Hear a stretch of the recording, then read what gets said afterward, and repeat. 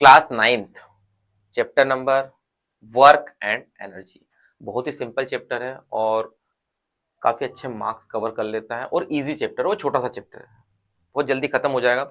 Fully concept के साथ में करेंगे हम, ठीक है। और एस चंद के कंसेप्ट भी यूज करेंगे, एनसीईआरटी का भी कंसेप्ट हम यूज करते हैं। तो देखो आइए हम यूज करते हैं। देखो वर्क एनर्जी में दो पार्ट चलते हैं, एक वर्क का चलेगा और एक एनर्जी का चलेगा, ठीक है। पहला होता है वर्क। अब देखो बेसिकली वर्क में हम देखते हैं कोई भी चीज होगी। सपोज हम मान के चलो ये हमारे पास में एक बॉल है, ठीक है। एक बॉल को उठा के मैंने यहाँ रख दिया, ठीक है। दोनों को उठा के मैंने यहाँ रख दिया। अब इसको मैंने क्या किया है, यहाँ से यहाँ तक उठा के ऐसे रख दिया। तो यहाँ पर क्या हुआ, यहाँ पर कुछ ना कुछ वर्क हुआ ना, है ना। वर्क हुआ कैसे हुआ कि ऑब्जेक्ट को उठाया और यहाँ रख दिया, तो इसके अंदर मैंने क्या अप्लाई किया, फोर्स अप्लाइड किया। यहां से उठाया यहाँ ले गया, तो वर्क में क्या होता है, work is done when a force produce motion. जब हम फोर्स अप्लाइड करते हैं तो वहां पर मोशन आ जाता है। सपोज मान के चलो ये ऑब्जेक्ट है, एक ब्लॉक है, इसको उठा के मैंने यहाँ रख दिया, इसके अंदर भी तो वर्क हुआ होगा ना। इसको धक्का के मैं यहाँ ले गया, इनिशियल पोजीशन ये है, फाइनल पोजीशन ये है, दोनों के बीच में क्या हो गया, फोर्स अप्लाइड हुआ, जिसके कारण क्या होता है, मोशन होता है। तो वर्क में बेसिकली आप एक पेन को उठा के यहाँ से यहाँ रखो, ये वर्क होता है। आप राइटिंग कर रहे हो, वर्क होता है। आप चल रहे हो, ये वर्क होता है, ठीक है। बहुत सारे ऐसे डेली लाइफ में जो काम है जो वर्क से ही रिलेटेड होते हैं। हाँ, बट वर्क में कुछ कंडीशंस आएगी जहां वर्क नहीं भी होगा, वो भी हम देखेंगे। तो बेसिक कंडीशंस है कि वर्क के अंदर फोर्स होता है, और फोर्स होगा तो वहां पर कुछ ना कुछ मोशन होगा ही होगा, ठीक है। ये तो सिंपल कंसेप्ट है। अभी हम देखते हैं इसके, जैसे ये हम बात करते हैं, ये घोड़े की हम बात करते हैं, ये टांगे को खींच रहा है, टांगे को खींच रहा है, टांगे को खींच रहा है, मतलब वर्क क्या हो रहा है, मतलब इस डायरेक्शन में ये वर्क हमारा शुरू हो रहा है। क्यों, क्योंकि ये क्या कर रहा है, इस कार्ड को इधर की तरफ फोर्स अप्लाइड कर रहा है, मतलब पॉजिटिव वर्क हो रहा है हमारे पास में, ठीक है। अब ए रेल की हम बात कर लेते हैं। इसमें क्या होता है, जो इंजन है, सपोज ये हमारा इंजन है, ये हमारे जो बोगीज होती है इनको क्या कर रहा है, खींच रहा है, तो ये क्या हो गया, एक वर्क हो गया, है ना। इंजन फोर्स अप्लाइड कर रहा है, जिसके कारण मोशंस में क्या आ रहा है, हमारे जितनी बोगीज लगी है, जितने भी डिब्बे लगे हैं, वो मोशंस में आ रहे हैं। ये तो जनरल चीजें है ना। अभी हम आएंगे हम, अब देखो वर्क क्या होता है, work done by force produce depend on the two factors. दो फैक्टर्स डिपेंड होते हैं। सबसे पहले होता है मैग्नीट्यूड ऑफ द फोर्स, मतलब फोर्स का मैग्नीट्यूड क्या होगा, और distance through out which a body is, मतलब फोर्स का मैग्नीट्यूड क्या होगा, है ना। मैग्नीट्यूड का मतलब होता है क्वांटिटी, ठीक है, उसकी कुछ ना कुछ वैल्यूज होगी। अब देखो फोर्स का मतलब क्या होगा, जैसे ये हमने एक लाइन ले ली, ये ऑब्जेक्ट हमने एक यहां रखा, ठीक है, ठीक है, और ये हमने ऑब्जेक्ट को यहां रखा। मान लो ये इसकी इनिशियल पोजीशन है और ये इसकी फाइनल पोजीशन, ठीक है। यहां से हमने इसमें फोर्स अप्लाइड किया, मतलब एफ अप्लाइड किया, है ना, तो फोर्स का मैग्नीट्यूड हो गया। अब उसने कितनी डिस्टेंस कवर करी, यहां से लेकर इसने यहां तक की डिस्टेंस कवर कर ली, ठीक है। तो ये क्या हो गया, उसके डिस्टेंस हो गए, किस डायरेक्शन में हो गए, उसी की डायरेक्शन में हो गए। जैसे हमने एक ग्राउंड के अंदर एक बॉल को हम किक करते हैं, फुटबॉल को, तो वो उसी डायरेक्शन में आगे बढ़ता है, ठीक है। ये हमारा क्या हो गया, यहाँ पर मैग्नीट्यूड भी हो गया और उसका डिस्टेंस हो गया। इसका मतलब क्या हुआ कि जितना भी हम वर्क करते हैं, देखो work done in a moving body is equal to the product of force exerted by a body, the distance move on the body in the direction of force। मतलब जिसी डायरेक्शन में आप फोर्स लगा रहे हो उसी डायरेक्शन में हमारा वर्क हो रहा है, ठीक है। ये भी सिंपल चीज है। अभी हम केवल केवल एक ऊपर की चीजें पढ़ रहे हैं, अंदर नहीं गए, है ना। चैप्टर में अब हम घुसने वाले हैं, ठीक है। तो ये अभी हमने सिंपल चीजें देखी, अब हम घुसते हैं कि वर्क होता कैसे, ठीक है। अब वर्क को हम आइडेंटिफाई करते हैं, उसको बनाने की कोशिश करते हैं। सपोज मान के चलना आप, ठीक है, ये आपका ब्लॉक है और ये ब्लॉक आपका एक यहां है, ठीक है। ये ब्लॉक है हमारा इनिशियली मान लेते हैं हम, ठीक है। अब यहां पर आप देखोगे इस ब्लॉक को, ये हमने अप्लाइड कर दिया फोर्स, ठीक है, फोर्स अप्लाइड कर दिया। मतलब अब फोर्स अप्लाइड किया, इसका मतलब ये चीज मोशन में आ गई, मोशन में आई तो ये कहां चली गई, यहां पर। तो ये इनिशियल पोजीशंस, ये फाइनल पोजीशंस, ठीक है। इतनी डिस्टेंस इसने कवर्ड कर ली होगी, ठीक है। ये हम मान लेते हैं डी, ठीक है। तो वर्क क्या हो गया, देखो वर्क हमारा हो जाएगा, फार्मूला क्या बनेगा, फोर्स इनटू डिस्टेंस, ठीक है। वर्क का हमारे सिंपल फार्मूला क्या होता है, W is equal to F into D, distance. अब ये एक पर्टिकुलर डायरेक्शन में जाएगा तो हम डिस्प्लेसमेंट भी लेंगे, है ना, कभी कभी हम डिस्प्लेसमेंट भी यूज कर लेंगे। तो फार्मूला जनरल क्या बन गया हमारा, W is equal to F dot S बन गया हमारा। अब हम बात करते हैं इसकी यूनिट की, है ना। यूनिट की भी हम बात कर लेते हैं, क्योंकि हम आगे बढ़ेंगे तो फिर हम ज़्यादा आगे चले जाएंगे। तो देखो, अगर हम नॉर्मली हम इसकी यूनिट निकालने जाते हैं तो W इजिकल टू क्या बनता है, फोर्स की क्या है, न्यूटन, और डिस्टेंस की क्या है, मीटर, है ना, newton metre. But newton metre नहीं होगी, जो है वर्क की जो एसआई यूनिट होती है वो होती है जूल। ठीक है, आप इस नाम से भी पता चले तो आप देखना कि ये वर्क की है, बट जो वर्क की जो एसआई यूनिट होती है वो क्या होती है, हमारी जूल होती है। और चीजें, अब देखो ध्यान से, अब हम बात करते हैं कि इसकी एसआई यूनिट तो हो गई, ये भी हो गया। अब इसकी हम बात करते हैं कि ये कौन सी क्वांटिटी है, स्केलर क्वांटिटी है, वेक्टर क्वांटिटी। आपने देखा कि इसके अंदर डिस्टेंस आ रहा है, तो जो वर्क होता है, वर्क क्या है, work is a scalar quantity. कैसे स्केलर क्वांटिटी, मतलब आप हाथ को आगे लेकर जाओगे या इधर लेकर जाओगे या उधर भी कहीं भी लेके जाओगे आप, तो वर्क में क्या हो सकता है, वर्क हमेशा पॉजिटिव कहलाएगा ना। आप इधर जाओ उधर जाओ उधर जाओ तो वर्क तो हमेशा पॉजिटिव कहलाएगा, क्योंकि इसके अंदर हमारे पास में डायरेक्शंस नहीं होती। डायरेक्शंस होता तो ये क्या कहलाता हमारे पास में, वेक्टर क्वांटिटी। बट डायरेक्शंस नहीं है हमारे पास, इसलिए क्या हमारे पास में स्केलर क्वांटिटी है। अब इसमें एक और चीज हम देख लेते हैं कि कभी कभी क्वेश्चंस में ऐसे क्वेश्चंस आते हैं कि 1 जूल,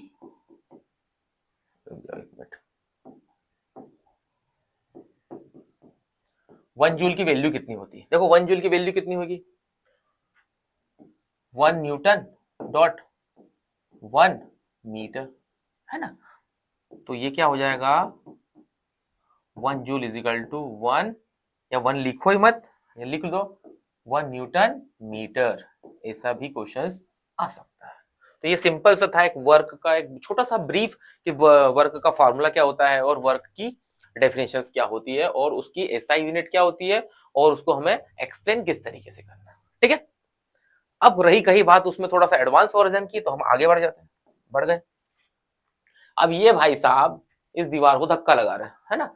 एस चंद में ये वाला फोटो दिखा होगा सबको, है, ये भाई साहब लगा रहे हैं, है ना। अब ये लगा रहे हैं, अब चीज बताओ यहाँ पर कि ये जो धक्का लगा रहे हैं ये वर्क कर रहे हैं, कितना कर रहे होंगे, मेरे अंदाज से 0 वर्क कर रहे हैं।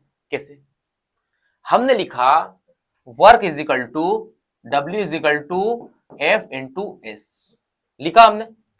हो क्या रहा है, ये दीवार को धक्का लगा रहा है, दीवार हिल रही है क्या, दीवार तो हिल ही नहीं साहब। वो सुबह से शाम तक धक्का लगाए जा रहे, धक्का लगाए जा रहे, पर वो नहीं हिल पाई। इसका मतलब क्या हो गया, जब तक डिस्प्लेसमेंट नहीं होगा जब तक क्या होगा, हमारा वर्क 0 होगा। तो यहां पर ये इसका जो वर्क होगा बेचारे का वो कितना हो जाएगा, 0। ठीक है, देखो, a man may gets completely exhaust in trying to push a stationary wall, but since there is no displacement the wall does not move, the work done by the man on the wall is 0। Simple सी बात है, जहां पर displacement नहीं होगा वहां पर work हमारा 0 होगा। ठीक है, आगे बढ़ते हैं। अगला जो हमारा टॉपिक आ रहा है वो वर्क डन अगेंस्ट ग्रेविटी की हम बात कर लेते हैं। ठीक है, work done against the gravity. जब हम ग्रेविटी की हम बात कर रहे हैं तो जो भी कोई ऑब्जेक्ट होगा वो अपर साइड पे होगा या डाउन साइड पे होगा। अब देखो यहाँ पर man climbing on the stair, एक बंदा है स्टेयर पर चढ़ रहा है, तो इसकी जो स्टेयर की हाइट होगी वो क्या होगी हमारे पास में, वो हम मान लेते हैं h, है ना। ये हमने मान ली h, रुक जाओ ये देख कर लेते हैं इसको, ये हो जाएगी इसकी हाइट h हो गई। ठीक है, अब ये जो पर्सन जो चढ़ रहा है ऊपर, ठीक है, इसका मास कितना होगा, इसका मास कहाँ आ रहा है, इसका मास ये यहाँ पर आ रहा है, कितना होगा ये मास, mg, mg है ना। वर्क डन अगेंस्ट ग्रेविटी मास है और उसका ग्रेविटेशनल फोर्स है। ठीक है, अब देखो जब भी बंदा कोई भी क्लाइंबिंग करता है या वर्क अगेंस्ट ग्रेविटी जब हम निकालते हैं तो उसमें सिंपल सा फॉर्मूला हम यूज करते हैं। देखो W इज इक्वल टू क्या होता है, पहले आप समझो W इज इक्वल टू क्या है, हमने अभी देखा मास नहीं, फोर्स इंटू एफ एस, देखा हमने एक फॉर्मूला। ठीक है, यहां भी वर्क हो रहा है, बंदा क्लाइंबिंग कर रहा है, ऊपर ही चढ़ रहा है, तो यहाँ पर फॉर्मूला थोड़ा सा चेंजेस हो जाता है। देखो फॉर्मूला क्या बनेगा, work done in a lifting body, work done हो रहा है, W बन रहा है, weight of the body, body का वेट कितना है mg, mg, और वर्टिकल हाइट कितनी होती है इसकी h। तो यहां पर हम ये फार्मूले को हटा के हम ये वाला फार्मूला पुट अप करते हैं। जब कभी जब मुझे ये सपोज कोई लिफ्टिंग कर रहा है, कोई मटेरियल को उठा रहा है या वर्क अगेंस्ट ग्रेविटी कर रहा है, तो हम ये वाला फॉर्मूला इजीली यूज करते हैं। जो भी हम न्यूमेरिकल्स में देखेंगे तो इजीली हमारे पास में और क्लियर हो जाएगा। ठीक है, तो हम न्यूमेरिकल्स में देख लेते हैं। बेसिकली न्यूमेरिकल क्या देगा, how much work is done by factor of 10 Newton in moving a object through a distance 1 meter in the direction of force। मतलब फोर्स की डायरेक्शन में ही काम हो रहा है। तो आपको क्या निकालना, वर्क डन निकालना। ठीक है, वर्क का फॉर्मूला क्या होता है, F इंटू एस। फोर्स कितना लगा रहा है, 10 न्यूटन का, डिस्टेंस कितना हो रहा है 1। तो ये कितना हो जाएगा आपका, W is equal to 10 joule. ये आंसर, ज्यादा कुछ नहीं दिमाग लगाना है, सिंपल सा है, कोई दिमाग लगाने की जरूरत ही नहीं, बस सिंपल सा है। वर्क फोर्स देखा और डिस्प्लेस कितना किया 1 मीटर, खत्म कर दिया। ठीक है, अगला क्वेश्चन समझ लेते हैं। अगला क्या बोल रहा है, देखो, कैलकुलेट द वर्क डन, है ना, calculate the work done in lifting 200 kg of water through a vertical height, मतलब वर्टिकल हाइट 6 मीटर, एज्यूमिंग 10, मतलब जो वर्क डन हो रहा है, लिफ्टिंग कर रहा है, मास, मतलब ये देखो मास की यूनिट है ना, मास की यूनिट होती है ना केजी। तो आपके पास में क्या क्या दे रखा, गिवन डाटा 200 केजी, और हाइट कितनी दे रखी है 6 मीटर, और जी दे रखा आपके पास में 10 मीटर पर सेकेंड स्क्वायर। और आपको क्या निकालना है, वर्क डन। अब एक चीज बताओ, वर्क डन निकालना है तो वर्क का फॉर्मूला क्या होता है, F इंटू एस। निकाल दोगे क्या, नहीं निकालोगे ना, है ना। तो हमें क्या यूज करना पड़ेगा, देखो यहां से भी निकल जाएगा वैसे तो, F इजिकल टू MAMG कर लेंगे तो आ जाएगा, वो एस को एस मान लेंगे, तो वही बात है। तो हमने अभी जो पढ़ा था W इजिकल टू क्या पढ़ा था, वर्क अगेंस्ट ग्रेविटी हो रहा ना, लिफ्टिंग कर रहा ना 200 kg, तो क्या पढ़ा हमने, mgh। मास कितना आपका 200, g की वैल्यू 10 दे रखी है, और हाइट कितनी है हमारे पास में 6। कर लेते सोल्व, तो ये 0 हो जाएगा, है ना, तो ये मान लो 3 0 और ये 6, तो ये कितना हो जाएगा 12,000 के समथिंग हो जाएगा, 12,000 जूल। ये हमारा आंसर, सिंपल सिंपल आंसर है, बट केवल कंसेप्ट को ही देखना, आपको कंसेप्ट समझ गए ना, उसके अंदर कोई दिक्कत नहीं आएगी। ठीक है, एक और न्यूमेरिकल हम देख लेते हैं। देखो, a car weighing 1000 kg and traveling at 30 meter per second stop at a distance of 50 meter deaccelerating uniformly, what is the force exerted on the body by the brake, what is the work done by the brakes। देखो question में है ना, आप ध्यान से अगर देखोगे तो यहाँ पर बहुत सारी चीजें मिलेंगी आपको। जैसे कैसे, सबसे पहले आप देखो, आपके पास में मास दे रखा है, फिर आपके पास में ये वेलोसिटी दे रखी है, फिर उसकी डिस्टेंस दे रखी है, फिर डी एक्सेलरेटिंग, मतलब हमको सबको पता है नेगेटिव एक्सेलरेशन होता है ना, negative acceleration, D acceleration, retardation, फिर आगे दे रखा व्हाट इज द फोर्स पूछा है, और व्हाट इज द वर्क पूछा है। मतलब यहाँ पर आप देखोगे तो आपसे फोर्स भी पूछा है और वर्क भी पूछा है, लास्ट की अगर लाइन निकालते हैं। अब गिवन डेटा में हम देखते हैं, देखो मास कितना हो जाएगा इसका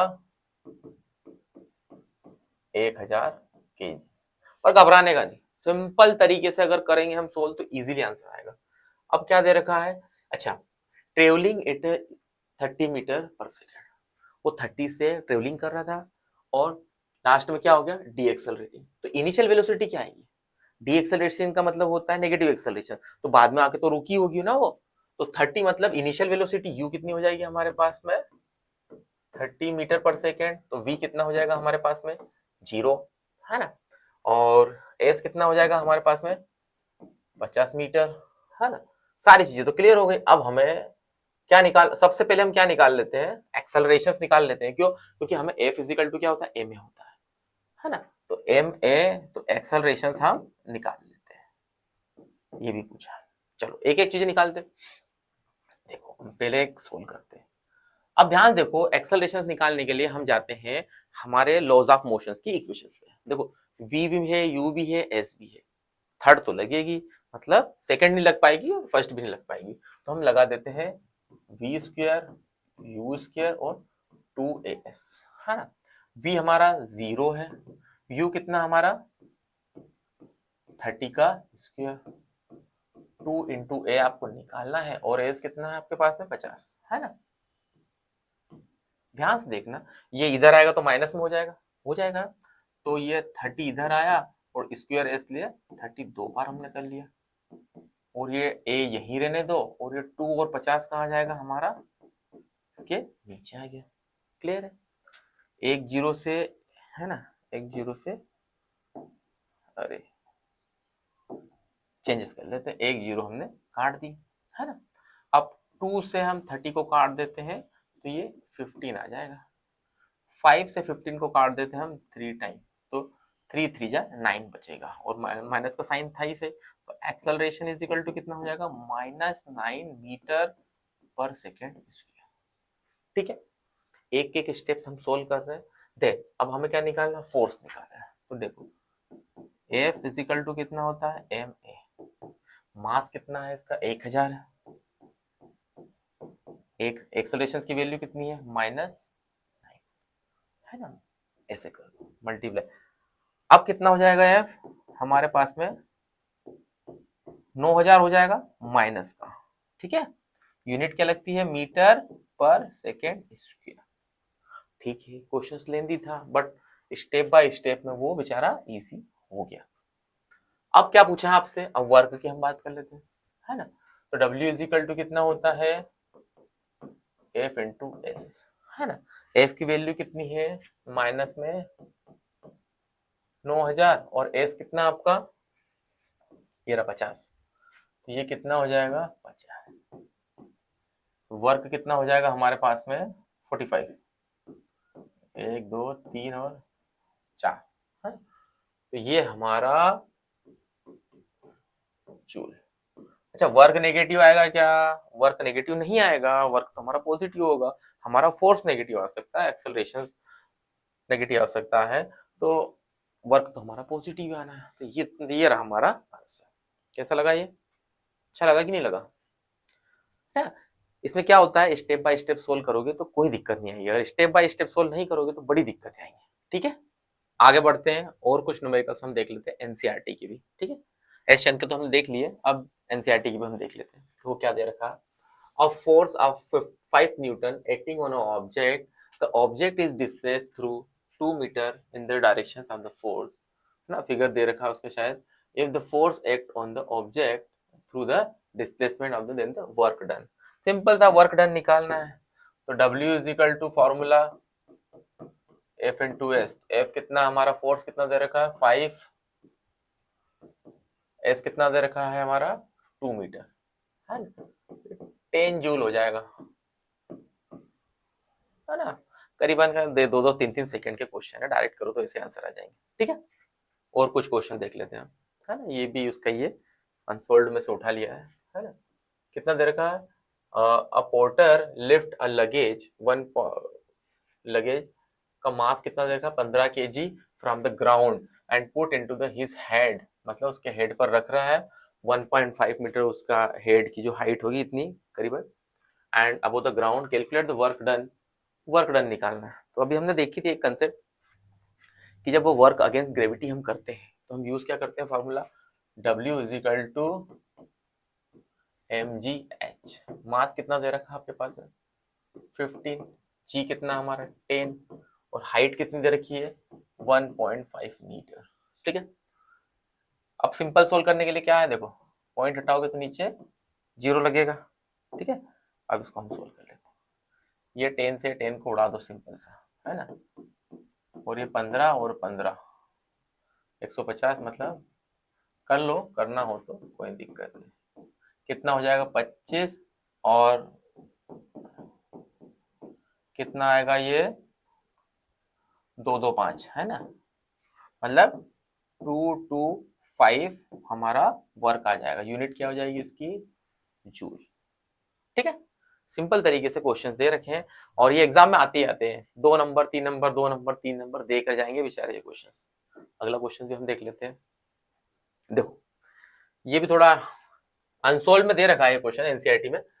a pair of blocks exerted a force of 140 Newton on a log. The field being plugged in 15 meter long. How much work is done in a logging the length of the field?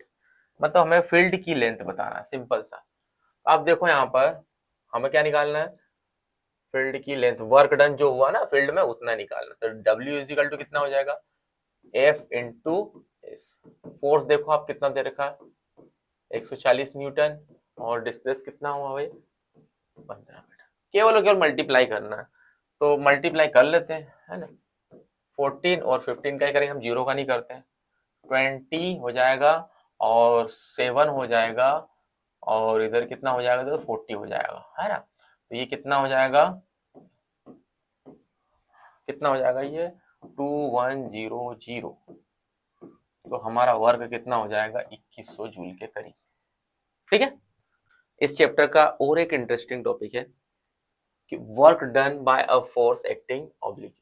इसका मतलब ये है कि जब भी कोई work done होता है वो पर्टिकुलर कुछ एंगल पे होगा तो क्या होगा। जैसे कि यहाँ दे रखा momentum of a body at an angle the direction of force applied. ठीक है, इसको हम समझते हैं पहले। तो होता क्या है, समझो ध्यान से। ये कोई ऑब्जेक्ट है, ठीक है। ऑब्जेक्ट में एक धागा बंधा हुआ है, ठीक है। अब यहाँ पर एक हमारे भाई साहब खड़े हैं, ठीक है, नंदू, है ना। अब इनके हाथ में ये, देखा होगा ना बचपन में कुछ लड़के एक बॉक्स को में रस्सी बांध के रोड पे खींचते रहते हैं, है ना। इसके कुछ कान वगैरह भी देख लेते हैं, ठीक है। अब ये बंदा इसको खींच रहा है ना। इसको यहाँ से हम थोड़ा सा कोई दिक्कत नहीं, फिर यहाँ से अगर ये यहाँ से भी पकड़ता है इसको, यहाँ से भी पकड़ा इसने, तो पर्टिकुलर एक यहाँ एंगल बनाता है ना। डोरी से एक एंगल बना रहा है, या कोई ऑब्जेक्ट को हम खींच रहे तो एंगल बना रहा है, ये हम ब्लॉक मान लेते हैं, है ना। अब ध्यान से देखो कि ये जो पर्सन है या ये ऑब्जेक्ट है इस बॉक्स को जब खींच रहा है तो यहाँ पर कितना वर्क होगा। तो जब भी ऐसी कोई सिचुएशंस आती है या एंगल आ जाता है, जब हम यहाँ पर यूज करते हैं W is equal to F S. Force तो लग रहा बट यहाँ एंगल लग रहा, तो एंगल के लिए हम यूज करते हैं सिंपल सा कोस थीटा। क्या यूज करते हैं, कोस थीटा, है ना। अब 9th वालों के क्लास वालों के दिमाग में एक चीज आएगी, सर कोस थीटा हमने तो 10th पढ़ी नहीं है ना। ट्रिग्नोमेट्री में आता है कोस थीटा, तो अब हम ऐसे कैसे सोल्व करेंगे, एग्जाम में कोई क्वेश्चन आ गया, है ना। अब क्वेश्चन देखो कैसे आएगा, क्वेश्चन देखो पहले एक बार, ये आ गया। A child pulling a toy car through a distance of 10 metre in the smooth horizontal floor, the string hold on the child's hand make an angle 60 degree. अब बताओ, वहां से उसने एंगल बनाने 60 डिग्री, ठीक है। With the horizontal surface the force applied on a child 5 Newton, calculate the work done by the child when the pulling car, है ना। और हम एग्जाम में वो क्वेश्चंस छोड़ के आएंगे, हम खुश होंगे कि हमने क्वेश्चंस नहीं करा, ठीक है। हम यहाँ आए तो कुछ तो हम करेंगे। देखो ध्यान से, आपको रिक्वायरमेंट है थीटा की, उस क्वेश्चंस में हम क्या रखेंगे, ध्यान से पहले समझो। W इजिकल टू फोर्स तो जो भी है लिखा है वो दे देंगे, और कोस की जगह हम क्या लिखेंगे एग्जाम्पल के लिए, कोस 60 डिग्री। तो आपको रिक्वायरमेंट रहेगी जो कोस के जो थीटा है वो निकालने के लिए। तो जनरली मैं आपको एक हिंट दे देता हूँ, है ना। हिंट दे ही देता हूँ चलो यार, है ना, थोड़ा सा बता ही भी देता हूँ। देखो साइन थीटा और ये कोस थीटा, है ना। दो की बात करता हूँ, बाकी टेन थीटा और ये हम 10th क्लास में पढ़ेंगे। तो ध्यान से देखना, यहाँ पर हम 0, है ना, और फिर 1 2 3 एंड 4, है ना, नंबर लिख लेंगे, केवल नंबर लिखेंगे, ठीक है। एक लाइन हम खींच लेते हैं, यहाँ पर हम लिख देते हैं 0 डिग्री, है ना, और थोड़ा सा नंबर हम चेंजेस कर देते हैं। देखो ये होगा हमारा 0, 0 के बाद में आता है 30 डिग्री, और ये हमारा 45 डिग्री और 60 डिग्री और ये 90 डिग्री, है ना, दिखा कुछ 60 डिग्री आ गया हमारे पास में, मतलब इसी तरीके से एंगल्स चलते हैं, फिर 90 के बाद में आगे बढ़ जाते हैं। ठीक है, अब ध्यान देखो, हमने 0 लिखा है, 0 के नीचे हम लिखेंगे यहाँ पर 4। क्या लिखेंगे, सबके नीचे हम 4 लिख देते हैं। एक बार लिख दिया मैंने 4, सबका रूट कर दो। सबका रूट अगर मैं करता हूं, है ना, 10th में देखोगे आप, 0 तो यहाँ पर 0 ही बनना है ना, तो यहाँ पर रीडिंग कितनी आएगी हमारे पास में, केवल और केवल 0, ये आ गई।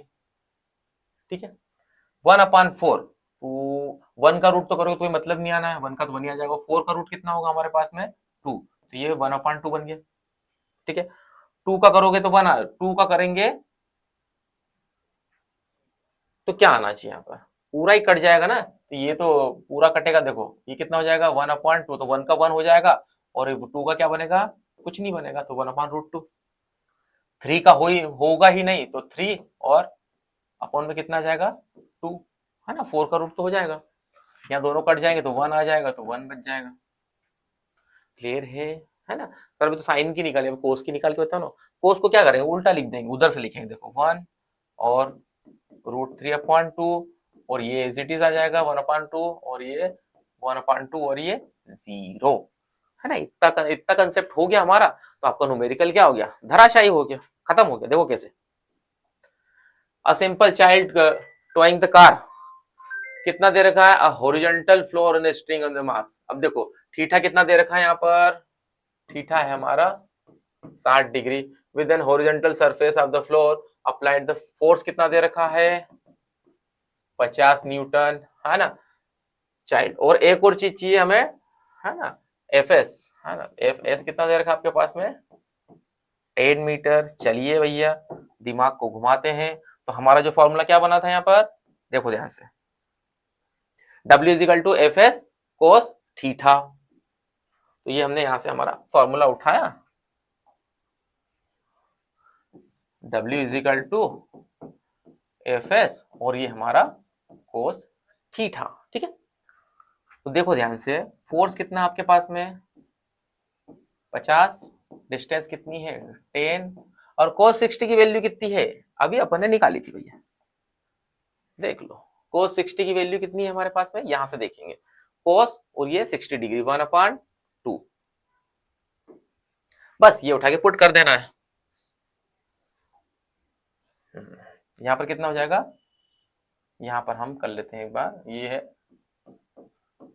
cos 60 का 1/2, तो ये कितनी हो जाएगी 1/2, जो काटना है वो काट दो, ये कितना हो जाएगा 5 हो जाएगा, तो वर्क कितना हो जाएगा 250 जूल। ठीक है, क्लियर है, आपको स्कूल में कराया चाहे नहीं कराया, ठीक है, आप ये कंसेप्ट कर लो, क्योंकि 11th में ये ऐसे ही क्वेश्चंस करना है। ठीक है, वहां भी आपके पास वर्क एनर्जी आएगा, वर्क पावर एनर्जी आएगा, और ऐसे ही क्वेश्चंस आपको वहां पर इजीली मिलेंगे। ठीक है, अब देखो ये भाई साहब क्या कर रहे हैं, work done when a force act on a right angle triangle, right angle बना रहा हूं in the direction of motion. अच्छा एक चीज बताओ, ध्यान से सुनना, अभी हमने देखा था कि कोस थीटा, है ना, इस बंदे ने बॉक्स उठाया, सिर पर रख लिया, कूली है, चल रहा है भैया, तो वर्क क्या होता है हमारा एफ एस और कोस थीटा।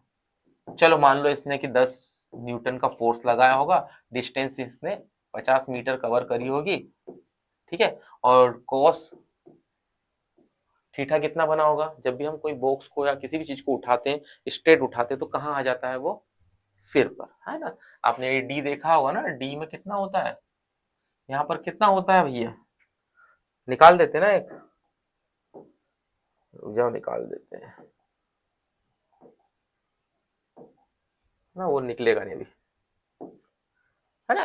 डी में देखते हैं ना, तो स्ट्रेट पे कितना आता, 90 डिग्री, है ना। अब 90 डिग्री, अब हमारी टेबल देखो आप, आपने आपके सामने बनाई थी ना टेबल एक हमने, देखो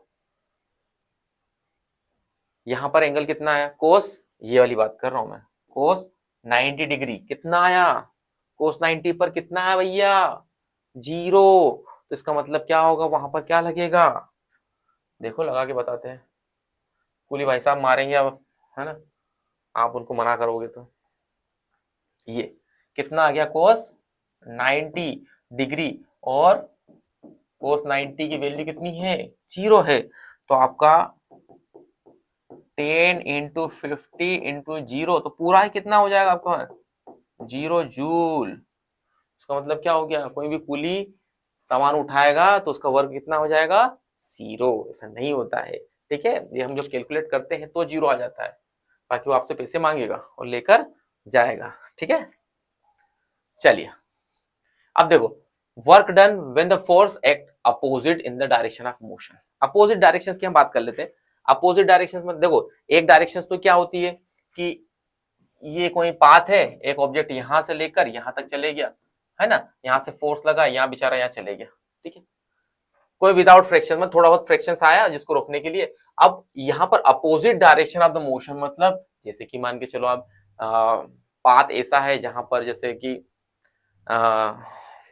स्टेकिंग करते हैं, है ना, बर्फ में, है ना, तो वहां पर कभी कभी स्लिपरी हो जाता है, या कभी मड वाला एरिया हो गया या कीचड़ हो गया जहां पर हम आगे नहीं बढ़ पाते, जहां पर वहीं का वहीं फ्रिक्शन होता रहता है और वहीं पर हम फोर्स लगाते रहते हैं, तो वहां पर फोर्स लगाते रहते हैं, तो उसमें होता क्या है, देखो, एक तो आगे बढ़ गया तो हमारे पास में क्या हो जाता है, क्योंकि देखो वर्क 3 प्रकार में होता है, positive, negative and zero. Positive कब होता है ये, जब हम फोर्स की डायरेक्शंस में, जैसे देखो force act in the direction of motion, उसी डायरेक्शन में आगे बढ़ जाए तो क्या कहलाता है, पॉजिटिव वर्क। दूसरा वर्क नेगेटिव कब होता है, जब अपोजिट डायरेक्शंस में होगा, मतलब अपोजिट डायरेक्शन से भी उतना ही फोर्स लग रहा है ना, बर्फ में हम स्केटिंग कर रहे वहीं के वहीं हम स्लिप हो रहे हैं, मतलब अपोजिट डायरेक्शंस हो गए, तो क्या हो गया वहां पर नेगेटिव वर्क हो जाएगा। और work is done by zero when the force act on right angle. अभी आपने देखा है राइट एंगल, अभी देख लिया आपने वो कूली वाला एग्जांपल, राइट एंगल ट्रायंगल मतलब सिर के ऊपर, यहाँ पर वो कितना हो जाता है हमारा, 0, ठीक है। यहाँ पर आकर एक पार्ट कंप्लीट हो गया हमारा वर्क वाला, है ना, इस चैप्टर का। अब हमारा स्टार्ट पार्ट होता है, सेकेंड वाला पार्ट होता है हमारा एनर्जी, ठीक है। वर्क को हमने कंप्लीट किया, न्यूमेरिकल्स देखे, उसके सारे पार्ट्स देखे अलग अलग, उसमें एक्टिविटीज है वो देखी हमने। अब एनर्जी की हम बात कर लेते हैं। एनर्जी क्या होती है, कैपेसिटी डूइंग अ वर्क, है ना, आप किसी भी कार्य करने की जो एनर्जी होती है ना, कैपेसिटी या एबिलिटी बोल लो या कैपेसिटी बोल लो, energy of the ability to doing work, तो किसी भी कार्य को एबिलिटी मतलब आप एबल होगे तो वो काम कर पाओगे, नहीं तो नहीं कर पाओगे। आपके अंदर एनर्जी है तो आप काम करोगे, अदरवाइज आप नहीं करोगे, मना कर दोगे ना। क्या होता है कि एबिलिटी होगी, अब एबिलिटी में बहुत सारी चीजें हो जाती है ना, वो काम हो रहा है या नहीं हो रहा। जैसे सिंपल सा क्या दे रखा है, the amount of energy possessed by a body is equal to the amount of work done it can be it can do when it is energy is released, मतलब एनर्जी रिलीज होगी जब तो वो काम हो पाएगा, अदरवाइज कोई काम नहीं हो पाएगा। ये तो जनरल चीज है ना? इतना ज्यादा वो फोकसिंग नहीं है ना एनर्जी में। अब हम आते हैं, देखो एनर्जी तो हो गई, है ना, एबिलिटी डूइंग अ वर्क या capacity doing a work, simple चीज है। अब एनर्जी की यूनिट, वर्क की यूनिट क्या थी, जूल, कैपेसिटी यूनिट क्या हो गया, वर्क क्या है, आपके अंदर एनर्जी होगी तो आप वर्क कर पाओगे, है ना। कंसेप्ट देखो, आपके अंदर एनर्जी होगी तो आप काम कर पाओगे, तो आपने वर्क किया, मतलब एनर्जी क्या है, एनर्जी की यूनिट क्या है हमारे पास में, ये भी जूल ही है। ऐसा यूनिट क्या होती है इसकी,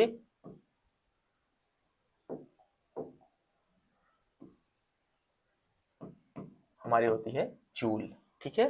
दूसरी चीज की जो एनर्जी होती है वो कौन सी क्वांटिटी होती है, एनर्जी इज स्केलर क्वांटिटी, ठीक है। याद रखना इन चीजों पे छोटे छोटे क्वेश्चंस आते हैं, या 1 मार्क्स के क्वेश्चंस आ सकते हैं कि इसकी यूनिट क्या है, ये कौन सी क्वांटिटी हो सकती है, ठीक है। अभी जनरली चल रहा है ना, अभी चैप्टर को हमने फ्लो में नहीं लिया है, जनरल चीजें छोटी छोटी चीजें देख रहे हैं। अभी हम देख लेते हैं डिफरेंट फॉर्म ऑफ एनर्जी, है ना। बेसिकली वैसे ज्यादा फॉर्म्स होते हैं, बट मेजोरिटी में हमें जो पढ़ना है वो पढ़ना है काइनेटिक एनर्जी और पोटेंशियल एनर्जी, बस। हमें सारी चीजें नहीं पढ़ना, हमें 2 ही चीजें पढ़ना, और हम देख लेते हैं एक बार क्या है क्या नहीं है। देखो, डिफरेंट फॉर्म ऑफ एनर्जी, मतलब एनर्जी के कितने फॉर्म हो सकते हैं, तो kinetic energy, potential energy, chemical energy, heat energy, light energy, sound energy, electrical energy और न्यूक्लियर एनर्जी। ये सारी एनर्जी है, अलग अलग अलग जगह यूज होती है, बट हमारे जो सिलेबस में मेन मेजर जो है, मेजर पार्ट है इन दोनों का, और ये दोनों को हमें प्रूफ करना है, कंप्लीट करना है, इनके न्यूमेरिकल्स करना है, बस। अब इन दोनों का कॉम्बिनेशन क्या होता है, जो मैकेनिकल एनर्जी होती है, जो मैकेनिकल एनर्जी होती है वो किसका कॉम्बिनेशन होता है, potential energy plus kinetic energy, इन दोनों का कॉम्बिनेशन ही हमारा कहलाता है मैकेनिकल एनर्जी। और पूरे के पूरे चैप्टर में अभी हमें दो ही चीजें पढ़नी है बस, ठीक है, दो चीजें पढ़ के न्यूमेरिकल करके खत्म। बात करते हैं काइनेटिक एनर्जी की। देखो ध्यान से, काइनेटिक एनर्जी होती क्या है, काइनेटिक एनर्जी आपका body due to its motions, अगर ऑब्जेक्ट आपका मोशन में होगा तो वहां पर काइनेटिक एनर्जी ही जनरेट होगी, इस कॉल्ड काइनेटिक एनर्जी बोलते हैं। अब जैसे देखो यहाँ पर सिंपल सा एग्जांपल है, ये बॉल है ना, बॉल रोटेशंस में स्टेम पर गिर रही है, तो यहाँ पर बॉल के अंदर क्या है, स्टोर्ड काइनेटिक एनर्जी है, ठीक है। सेकंड, यहाँ पर ये जो हम प्लेयर जो रनिंग कर रहे हैं ना, तो यहाँ पर क्या जनरेट हो रहा है, काइनेटिक एनर्जी हो रही है ना, रनिंग मतलब इट्स मोशंस। अब देखिए जहां मोशन होगा वहां पर काइनेटिक एनर्जी जनरेट होती है, जहां पर मोशन नहीं होता, जहां स्टोर्ड होता है वहां पोटेंशियल एनर्जी जनरेट होती है। अब ये देखो रेसिंग बाइक है ना, ये भी रनिंग कर रही है ना, यहाँ पर क्या जनरेट हो रहा है, यहाँ पर काइनेटिक एनर्जी जनरेट हो रही है। और सिंपल सा एग्जांपल मैं आपको दे देता हूँ काइनेटिक एनर्जी का। आप देखेंगे कि सपोज मान के चलो ये हमारे पास में धनुष है, ठीक है, और ये हमारा उसका तीर है, ठीक है। अब तीर को हम जितना ज्यादा हम खींचेंगे, है ना, खींचेंगे, तो अगर इसको मैंने यहां तक इसको खींचा, ठीक है, इसको मैं यहां तक लिया है, तो इसके अंदर क्या स्टोर्ड हो गया, स्टोर्ड हो गया पोटेंशियल एनर्जी। और जैसे ही उसको हम रिलीज करेंगे वहां पर क्या हो जाएगा, काइनेटिक एनर्जी हो जाएगी, है ना। एक और एग्जांपल हम देख लेते हैं डैम का, है ना, डैम के अंदर जो पानी स्टोरेज होता है ना, वो पानी स्टोरेज होता है वो किस फॉर्म में होता है, वो पोटेंशियल एनर्जी के फॉर्म में होता है। और जो पानी जो रनिंग में नीचे आता है जिससे हमारा टरबाइन वगैरह चलते हैं, वो क्या है, काइनेटिक एनर्जी है, ठीक है। तो सिंपल सा कंसेप्ट है काइनेटिक एनर्जी, पोटेंशियल को पोटेंशियल के समय भी देख लेंगे एक बार, ठीक है। बात करते हैं फॉर्मूला फॉर काइनेटिक एनर्जी, है ना, काइनेटिक एनर्जी का फॉर्मूला आपने बहुत बार सुना होगा ना कि 1/2 mv² ना, एनसीईआरटी में सोल्व करके भी दिया है ना, तो दिमाग लगाएंगे तो वो दिमाग ही भस्म हो जाएगा उसका, है ना। तो हम निकाल लेते हैं, देखो फॉर्मूला निकालते हैं। The kinetic energy of a moving body is measure by the amount of work done to be before the coming rest. देखो ये वो ऑब्जेक्ट है हमारे पास में, ऑब्जेक्ट हमारा यहां से यहां तक जा रहा है, ठीक है। ऑब्जेक्ट के ऊपर हमने फोर्स लगाया, फोर्स लगा के वो यहां से ए से बी आया, डिस्प्लेसमेंट किया उसने, ठीक है, वेलोसिटी भी है, कितना वर्क होगा, है ना। अगर मैं वर्क की बात करूं यहां पर, तो वर्क कितना होगा हमारे पास में, work is equal to F S, ठीक है, होगा। अब ध्यान से देखना, वर्क अगर हमारे पास में एफ एस आ चुका है, तो यहां पर आप देखो कि इसकी वेलोसिटी, इनिशियल वेलोसिटी क्या मान लेते हैं हम, देखो जो ऑब्जेक्ट है वो रोल करने वाला था, उसकी इनिशियल वेलोसिटी कुछ ना कुछ होगी, मतलब वेलोसिटी, एक हम वेलोसिटी को हम v ले लेते हैं, एक को भी हम लेते हैं। तो पहले हम यूजिंग कर लेते हैं थर्ड इक्वेशन ऑफ मोशन। देखो ध्यान से, पहले हम यूजिंग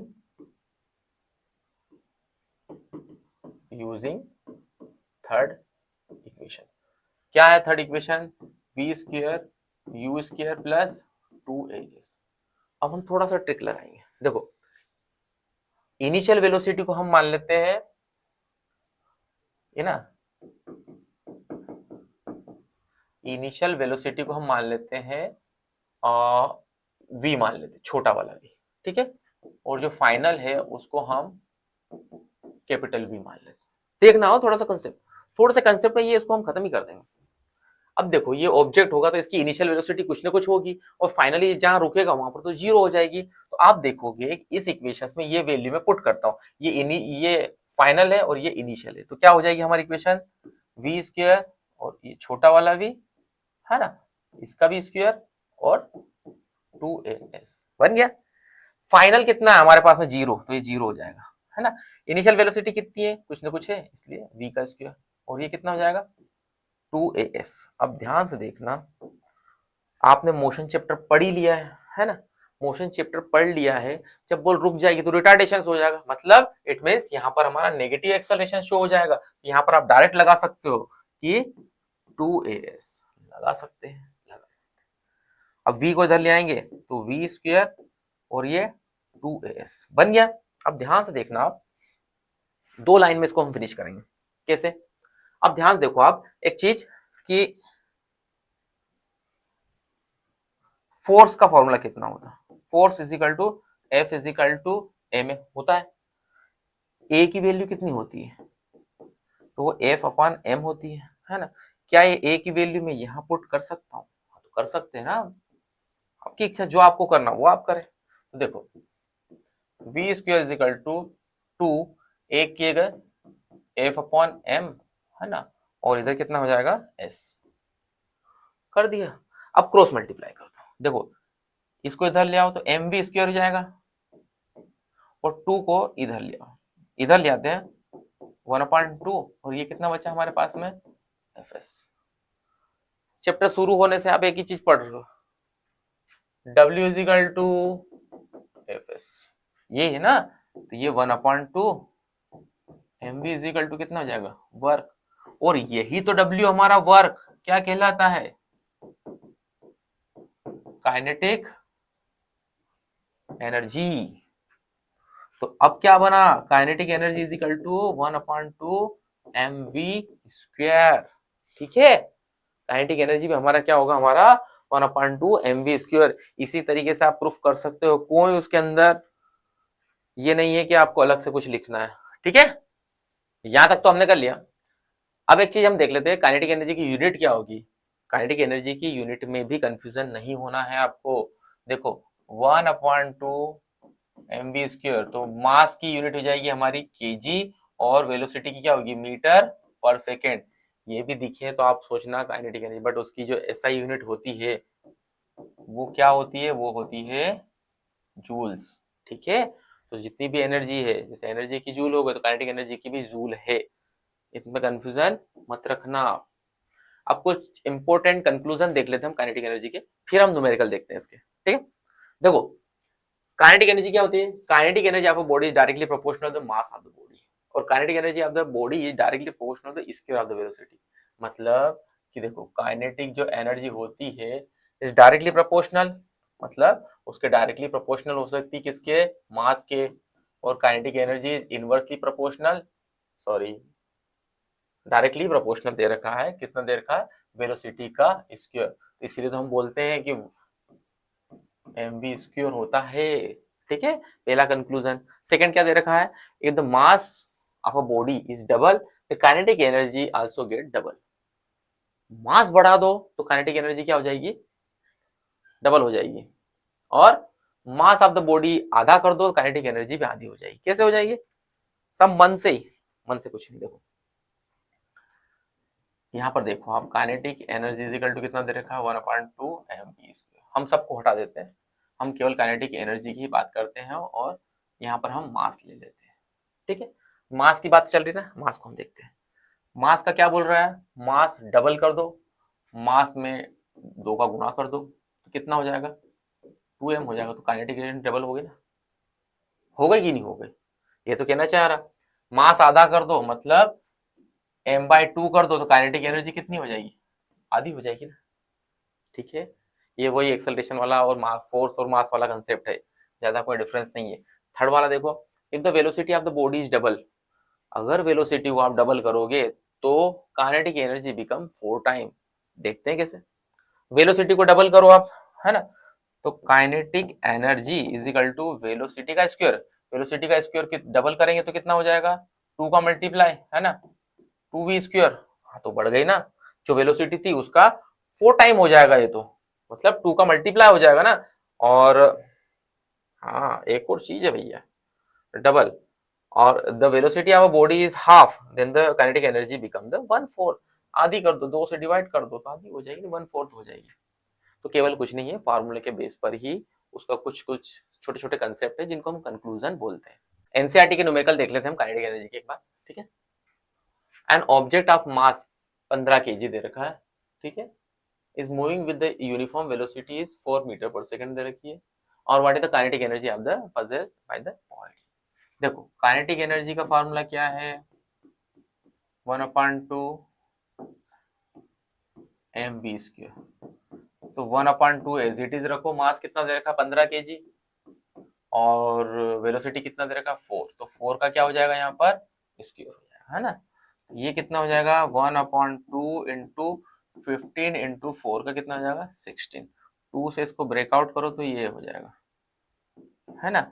8 का 5 में मल्टीप्लाई कर दो 15 में कितना हो जाएगा 40 है ना, और 8, और ये कितना हो जाएगा 12 जूल। तो आपकी काइनेटिक एनर्जी कितनी हो गई भैया, काइनेटिक एनर्जी हो गई 120 जूल। ठीक है, चलिए अगला क्वेश्चन करते हैं, है ना। ये क्वेश्चन काफी अच्छा क्वेश्चन है, एग्जाम में आने के चांसेस रहेंगे, और जो क्वेश्चन है ना थोड़ा सा लेंदी भी है ना, कैलकुलेशंस लेंदी है, बाकी ऐसा कोई लेंदी नहीं है। देखो, what is the work to be done in the increasing the velocity of the car 30 km per hour to 60 km per hour if the mass of the car 1500 kg।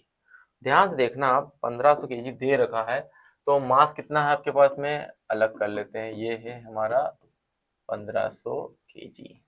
अब ध्यान देखो, वेलोसिटी इनिशियल कितनी दे रखी है, initial कितनी दे रखी है 30 kilometre per hour, और फाइनल कितनी दे रखी है 60 किलोमीटर पर आवर, है ना। तो वेलोसिटी की यूनिट क्या है, ऐसा यूनिट क्या है, मीटर पर सेकेंड। पहले से आप इनको मीटर पर सेकेंड में लाओ, फिर करेंगे हम सॉल्व। तो देखो इनिशियल की हम बात करते हैं, इनिशियल की देखो 30 किलोमीटर से मीटर में करना है तो 1000, आवर्स को सेकेंड में करना है तो 60 इंटू 60। चलो भैया यही सॉल्यूशंस करते हैं इसका थोड़ा बहुत, है ना। देखो एक जीरो, ये 2 जीरो, ये 2 जीरो से 2 जीरो काट दो, है ना।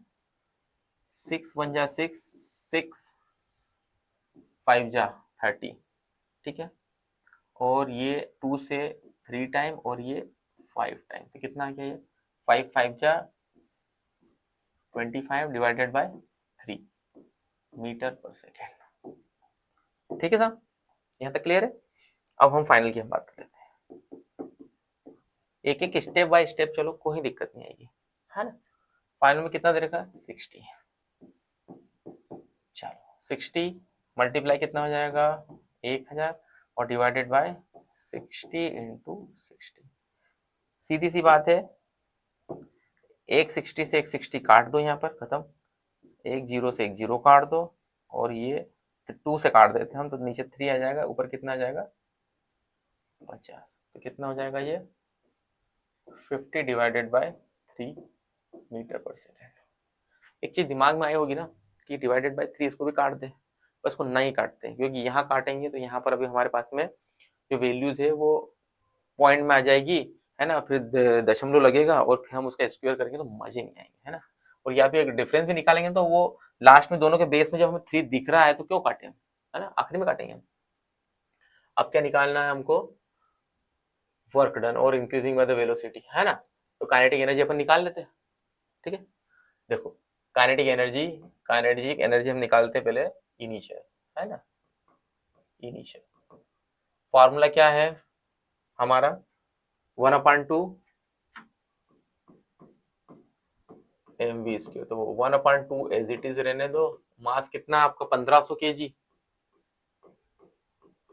और हाँ वेलोसिटी कितनी इनिशियल की 25/3, तो v² होता है, तो हम 2 बार लिख लेते हैं इसको, तो ये हो जाएगा 25 डिवाइडेड बाय 3 और 25 डिवाइडेड बाय 3, है ना। जो चीज कटेगी वो हम काटने की कोशिश करते हैं, जितनी कटेगा उसको हम रहने देते हैं। देखो 3 1 जा 3, 3 5 जा 50, और डबल जीरो लगा दो, है ना। अब कुछ नहीं कट रहा, ये 2 1 जा 2, ये काट दो, तो ये 250 बार में ये कट जाएगा।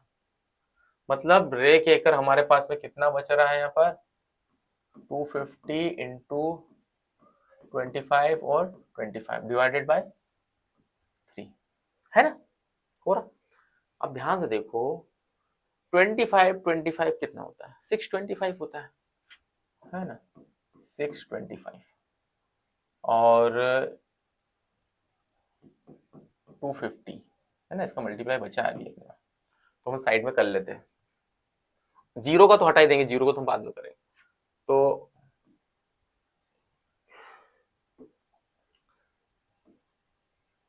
छह 625, और मैं 25 का और मल्टीप्लाई कर लेते हैं।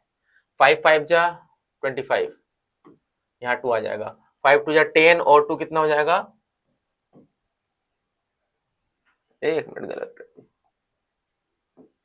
5 टू जा 10 और ये 2 तो 12 हो जाएगा, 1 आ जाएगा और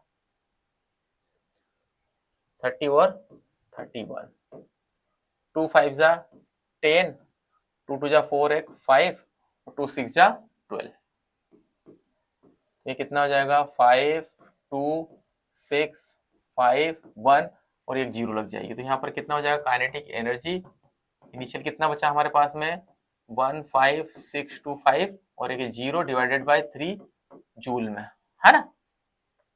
ऐसे ही हम सेकंड वाले का निकालते हैं काइनेटिक एनर्जी फाइनल। फार्मूला तो ये रहेगा 1/2 mv²। ना देखो 1/2 मास कितना है 1500 kg और वेलोसिटी कितनी दे रखी है आपके पास में 50 का स्क्वायर। तो 50 को 2 बार लिख दो, जो चीज कट रही है वो काट दो। देखो वापस से वही हमने जो स्टार्टिंग में काटा था वैसा का वैसा हम काट देते हैं। अब ये कितना हो जाएगा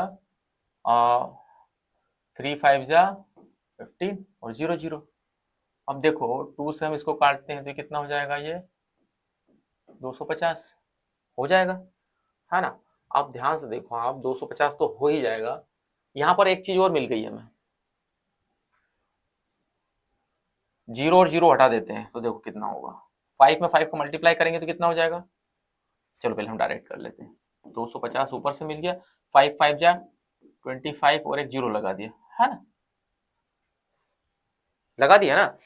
अब ध्यान से देखो नीचे कितना बच रहा है हमारे पास में, एक 0 और बढ़ेगा ना, 5 5 जा 25 और एक 0 बढ़ गया हमारे पास में, नीचे कितना बचा 3। 25 में 25 का गुणा करेंगे तो कितना आएगा 625 625 और कितने जीरो 1 2 3 जीरो लग जाएंगे डिवाइडेड बाय 3, ये हमारा जूल में आंसर है। ठीक है ना। क्वेश्चन लेंदी नहीं है बट केवल कैलकुलेशन में ही थोड़ा सा रहता है। अब देखो काइनेटिक एनर्जी हम निकालते हैं, kinetic energy final minus kinetic energy initial निकालते हैं ना। चलो कितना है 625 000 डिवाइडेड बाय 3 माइनस करेंगे हम कितना करेंगे ये वाली फाइनल इनिशियल वाली 15625 डिवाइडेड बाय 3, दोनों का एलसीएम लो तो कितना आएगा 3 आएगा और दोनों को माइनस करो कितना आ रहा है देखो, ये हम साइड में सोल्व करते हैं। 625 15625 कितना आएगा 0 आ जाएगा, है ना। यहाँ पर 5 बचेगा, यहाँ पर कितना हो जाएगा 3 हो जाएगा तो 10 में से 7 जाए 3 जाएगी तो 7 बचेगा और यहाँ पर कितना हो जाएगा 7, 15 में से 7 जाएंगे तो कितने बचेंगे 8 बचेंगे, है ना। और यहाँ पर 6 हो जाएगा तो 12 में से 6 आएंगे तो 6 बचेंगे और यहाँ पर 4 बचेंगे। ठीक है क्लियर है यहाँ तक। तो यहाँ पर कितना हो जाएगा 46875 डिवाइडेड बाय 3। ठीक है अब हम 3 से इसको एक बार हम ब्रेकआउट कर लेते हैं। क्वेश्चन जा रहा है ना, मतलब 9th क्लास में आके इतना बड़ा क्वेश्चन तो 11 12 का कहां से दे दिया है ना। 11 12 का नहीं 9 का ही है। चल 3 1 जा 3, है ना, और ये 3 1 जा 3 हो जाएगा, एक यहाँ चले गया तो 3 5 जा 15, एक बचा है 3 6 जा 18 और 7 तो 3 2 जा 6, 1 इधर आया 3 5 जा 15 और 0। तो भैया जो फाइनली जो हमारा काइनेटिक एनर्जी निकल के आया वो कितना है 15625 जूल। अगर एग्जाम में आ गया ना तो ये पसीना निकल जाएगा इसको करने में। ठीक है नहीं निकलेगा आपका, कैलकुलेशंस एक बार हैबिट हो जाएगी ना, एक बार आपने हैबिट कर ली ना तो कोई दिक्कत ही नहीं इसमें। ठीक है काइनेटिक एनर्जी का और एक जबरा क्वेश्चन करते हैं। देखो क्या दे रखा है, the kinetic energy of an body on the object of mass दे रखा है और M moving with the velocity 5 दे रखी है metre per second, it's 25 joule. Joule क्या है एनर्जी है ना, वर्क हो गया। और आपको पूछा है what will be the kinetic energy when its velocity is double, मतलब वेलोसिटी को हम डबल करेंगे and what will be the kinetic energy of the when its velocity is increasing 3 times. Question बहुत सिंपल है, बस केवल समझने की देर है। देखो आपको दिया क्या है यहाँ पर, आप ध्यान से देखो तो आपके पास में काइनेटिक एनर्जी दे रखी है, कितनी दे रखी है 25 जूल, ठीक है। मास कितना दे रखा है आपके पास में m, पता नहीं है आपको, है ना। और वेलोसिटी कितनी दे रखी है आपके पास में 25, सॉरी 25 कहाँ से आ जाएगी, 5 दे रखा है ना, 5 मीटर पर सेकेंड। ध्यान से देखो, कुछ भी नहीं करना, जो क्वेश्चन में पूछा है उसी के आधार पर हमें आंसर देना। तो हमारा फॉर्मूला क्या होता है, क्योंकि हमारे पास मिसिंग है यहाँ पर मास, तो मास निकाल लेते हैं। देखो kinetic energy is equal to कितना होता है 1/2 mv²। काइनेटिक एनर्जी कितनी दे रही है आपके पास में 25, ये 1/2, मास कितना है निकाल लेते हैं। वेलोसिटी कितनी दे रखी है आपके पास में 5, है ना। तो 5 का क्या हो जाएगा यहाँ पर स्क्वायर, ये 1/2 m, और ये कितना हो जाएगा 25। ध्यान देखो 25 इधर लाते हैं तो 25 पहले 2 का मल्टीप्लाई कर लेते हैं 2, ये क्या बनेगा 25 m, है ना। तो m इज इक्वल टू कितना हो जाएगा 25 इंटू 2 दे रखा, उसके अपॉन में 25 तो कट जाएगा। तो क्या बचेगा, मास कितना हो गया आपके पास में 2 kg, जिससे आपने मास आइडेंटिफाई कर लिया, बस सिंपल सा। अब मास आइडेंटिफाई कर लिया तो आपका काम खत्म ही हो गया। अब आपसे क्या पूछा, what with the velocity kinetic energy will be the its velocity is double, velocity को डबल करो। तो वेलोसिटी इनिशियली कितनी दे रखी है आपके पास 5, वेलोसिटी डबल कितना हो जाएगा 10 मीटर पर सेकंड। तो आपको बताना काइनेटिक एनर्जी कितनी हो जाएगी। देखो kinetic energy is equal to कितना हो जाएगा 1/2 mv²। तो 1/2 अपनी जगह, मास कितना है इसका 2 kg, वेलोसिटी कितनी हो जाएगी 10 का स्क्वायर, ये 2 से 2 काट दो और 10 का स्क्वायर कितना हो जाएगा 100 जूल। तो काइनेटिक एनर्जी ये हमने निकाल लिया, फर्स्ट वाला निकाल लिया, है ना। सेकंड भी हम निकाल लेते हैं। सेकंड में क्या पूछा है, what will be the kinetic energy of when a velocity is increasing 3 time, 3 time. तो वेलोसिटी कितनी हो जाएगी भैया 3 टाइम मतलब 15 मीटर पर सेकंड। फॉर्मूला क्या है, kinetic energy is equal to 1/2 mv²। 1/2 mass कितना है इसका, मास हमने निकाला था 2 kg, और वेलोसिटी कितना है 15 का स्क्वायर। सिंपल सा, वैसे वैसे 2 से 2 काट दो और 15 का स्क्वायर कर दो। 15 का कितना होता भैया 25, 5 दूनी 5, 5 और 1 7, और ये कितना होता है 5 2 2 5। तो काइनेटिक एनर्जी आपकी कितनी हो जाएगी 225 जूल। कंसेप्चुअल क्वेश्चन से एग्जाम में आने के चांसेस रहते हैं इसके, ठीक है। एक और न्यूमेरिकल देख लेते हैं हम काइनेटिक एनर्जी का। Calculate the kinetic energy of a body of mass 2 kg। आपको कितना दे रखा है, mass moving with the velocity 0.1 metre per second. आपसे पूछा है काइनेटिक एनर्जी, फार्मूला क्या है 1/2, मास कितना है 2 kg,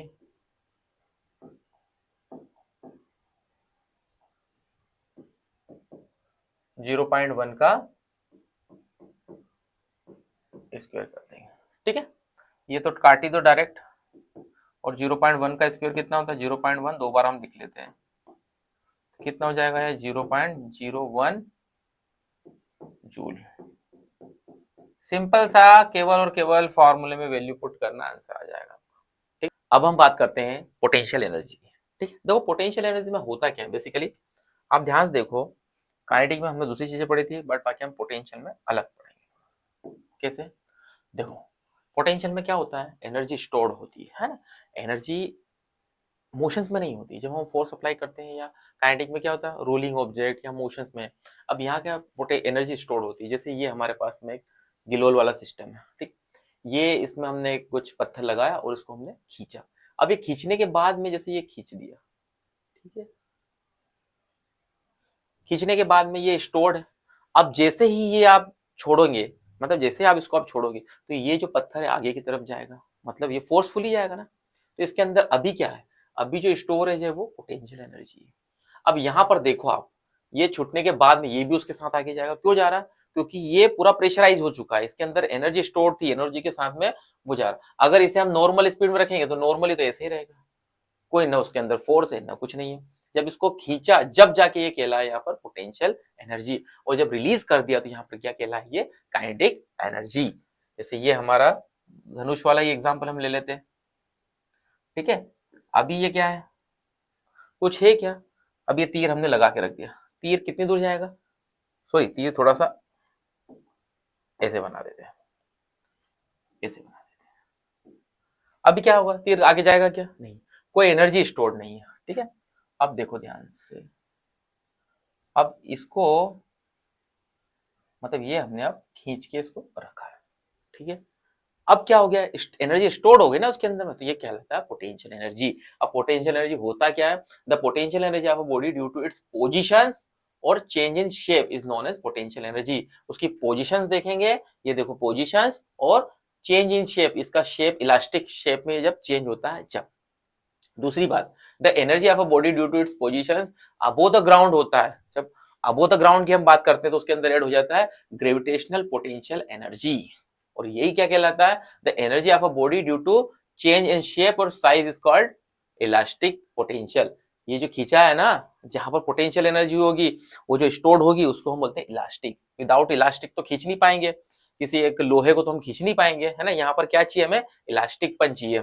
तो ये लास्ट में क्या कहलाता है, द ग्रेविटेशनल पोटेंशियल एनर्जी, ये वाला gravitational potential energy as well as elastic potential energy आज commonly use for just potential energy. मतलब पोटेंशियल एनर्जी के अंदर ये दोनों ही वर्ड यूज होते हैं। पहला कौन सा, ग्रेविटेशनल पोटेंशियल, दूसरा इलास्टिक पोटेंशियल एनर्जी, ठीक है। सिंपल सा कंसेप्ट था ये। अब ध्यान से देखो, फॉर्मूला हम बनाते हैं। देखो फॉर्मूला आप देख चुके होंगे, है ना, फिर भी देखते हैं। पोटेंशियल एनर्जी, देखो यहाँ पर क्या हो रहा है, एक ऑब्जेक्ट रखा है, ठीक है। अब ये ऑब्जेक्ट बेचारा यहाँ पर रखा हुआ है ना, ऑब्जेक्ट का जो मास है वो कितना होगा, है ना। यहाँ पर हम देखेंगे तो mg, है ना। और इसकी जो हाइट होगी वो कितनी होगी, ये h दे रखी है। तो पोटेंशियल एनर्जी का फॉर्मूला क्या हो जाएगा, सिंपल सा, potential energy is equal to mgh। Work against gravity में भी ये निकालते थे, है ना, और यहाँ पर भी mgh ही आएगा। अच्छा इसकी यूनिट क्या हो जाएगी, इसकी यूनिट भी ऐसा यूनिट क्या होगी, जूल्स ही होगी, कोई चेंजेस नहीं होगी। कौन सी क्वांटिटी हो जाएगी ये हमेशा स्केलर क्वांटिटी कहलाएगी, ठीक है। तो ये सिंपल सा कंसेप्ट है हमारा पोटेंशियल एनर्जी का। अब इसके अंदर हम कुछ न्यूमेरिकल्स देख लेते हैं। देखो, if acceleration due to gravity is 10 meter per second square, what will be the potential energy of a body of mass 1 kg and kept at a height is 5 meter। देखो मास कितना दे रखा है 1 kg, हाइट कितनी दे रखी है 5 metre, और क्या दे रखा है एक्सेलरेशन ड्यू टू ग्रेविटी, है ना, mg मान लेते हैं, कितना दे रखा है 10 metre per second. Potential energy निकालना आपको, है ना।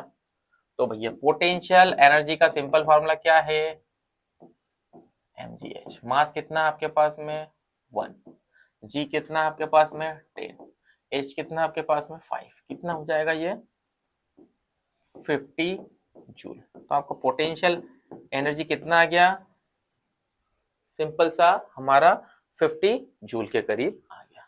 केवल और केवल आपको फॉर्मूले में वैल्यूज पुट करना है।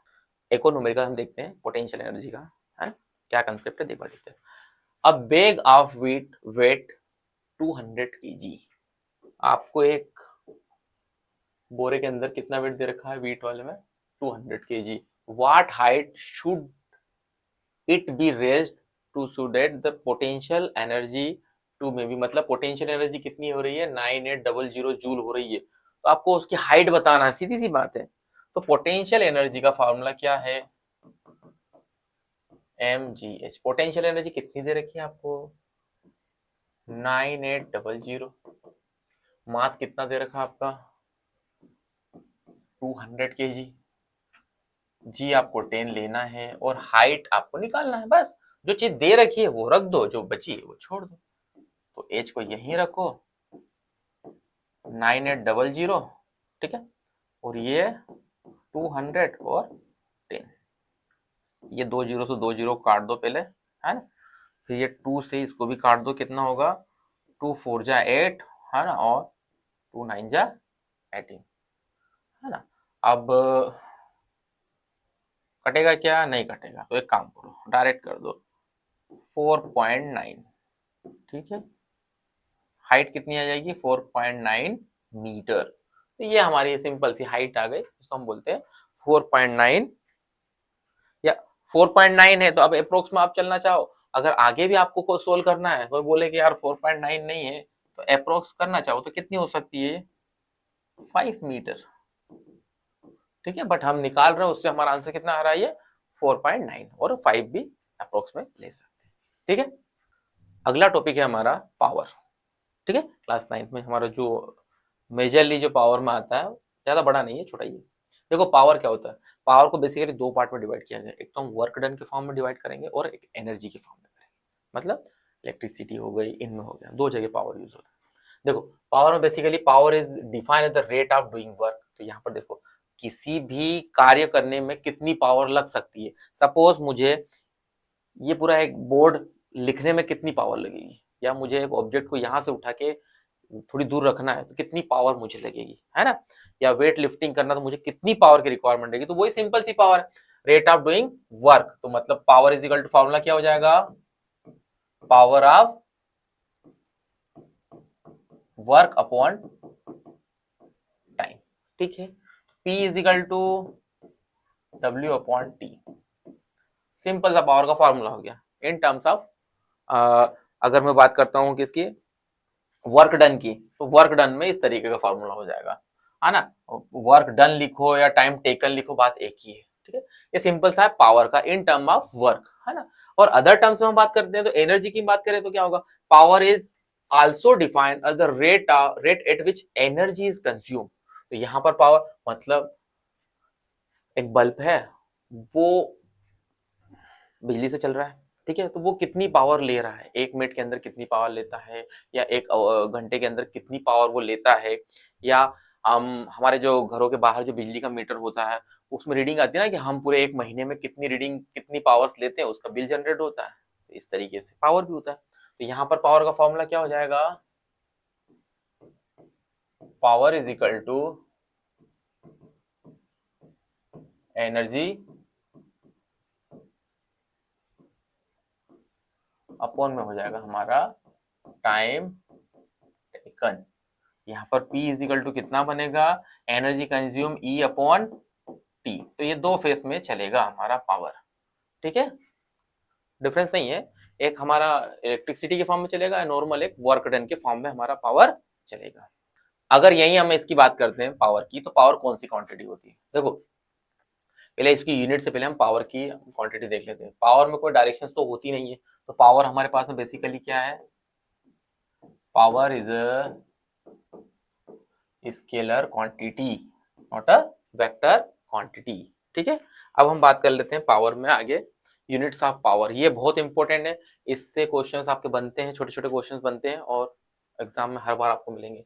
देखो यूनिट ऑफ पावर बेसिकली होती है हमारी वॉट, है ना, वॉट होती है, ठीक है।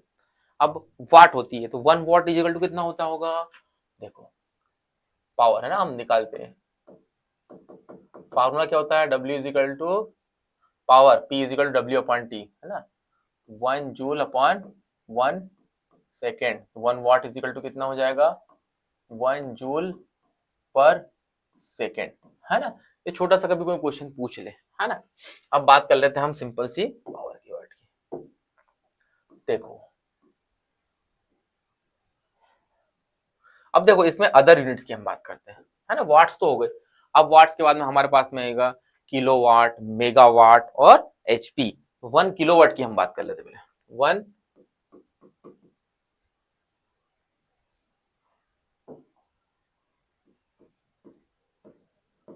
1 किलोवाट इज इक्वल टू कितना होता है 1000 वॉट, ठीक है। इसको हम कैसे लिखते हैं, 1 kW इज इक्वल टू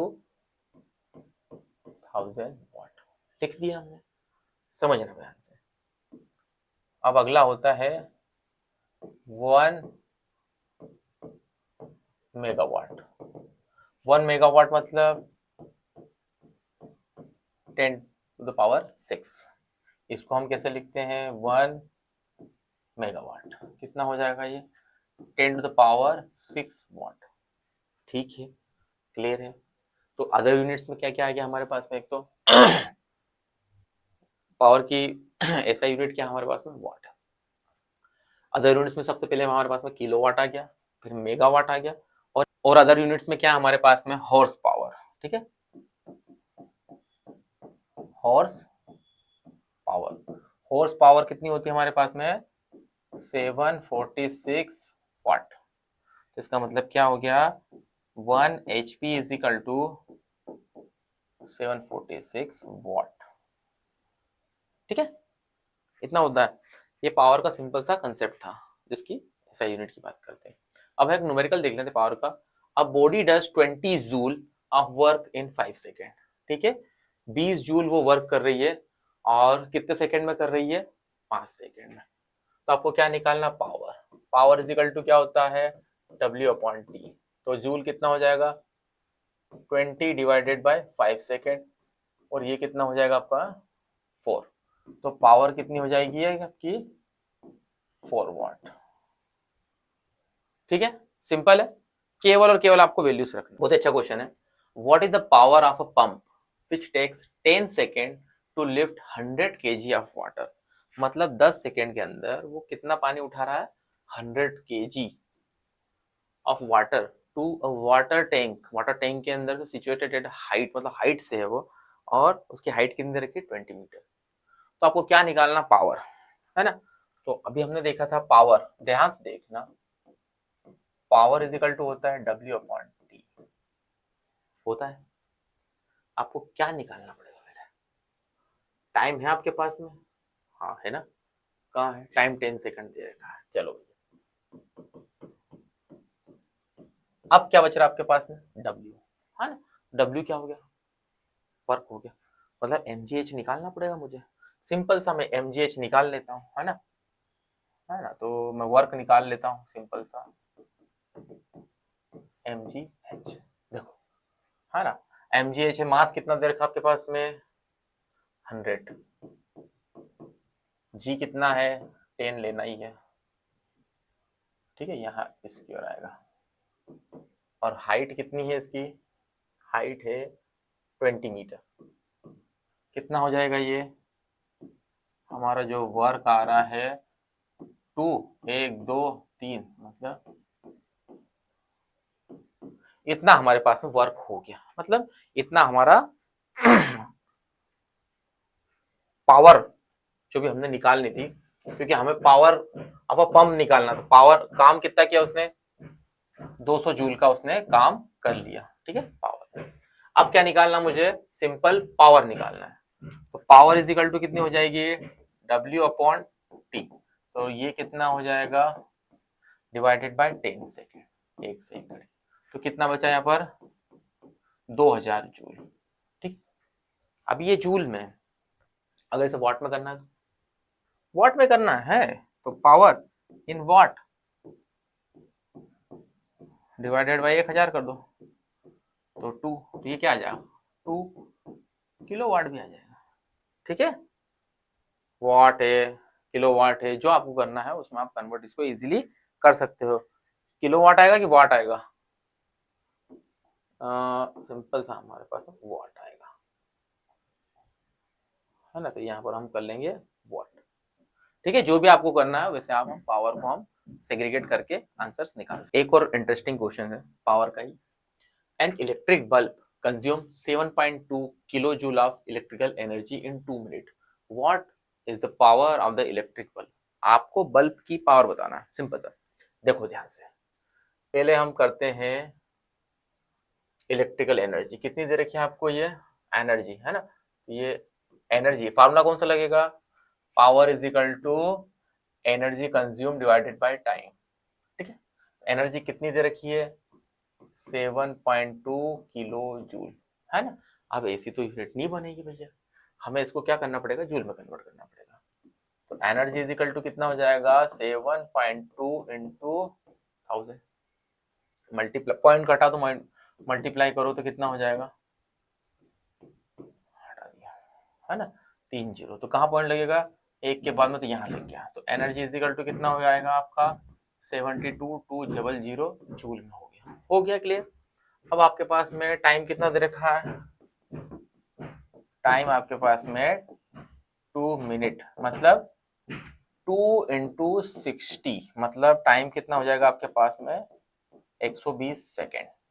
ठीक है, फार्मूले में वैल्यू पुट करो, P इजिकल टू 7200 और 120, एक जीरो से एक जीरो काट दो, है ना, 6 टाइम में आता है, तो पावर इजिकल टू कितनी हो जाएगी आपके पास में, पावर इजिकल टू 60, है ना, ये एनर्जी जूल और ये पर सेकेंड, और इसको हम क्या लिखते हैं 60 वॉट। ये है हमारा सिंपल सा आंसर, देख लीजिए। ठीक है, एक छोटा सा कंसेप्ट है ना, पावर की यूनिट के ऊपर ही, वो भी हम देख लेते हैं। जब हम कमर्शियल यूनिट की बात करते हैं, जैसे हमारे घरों में जो मीटर लगा है उसकी हम बात करेंगे, तो कमर्शियल यूनिट में बेसिकली क्या होता है, आप देखना ध्यान से, आपके जो घरों के बाहर जो मीटर लगा ना, वहां लिखा रहता है मीटर के अंदर KWH, लिखा रहता है KWH, ध्यान से देखेंगे आपको दिख जाएगा दूर से, KWH मतलब किलो वाट आवर। क्या होता है ये, किलो वाट,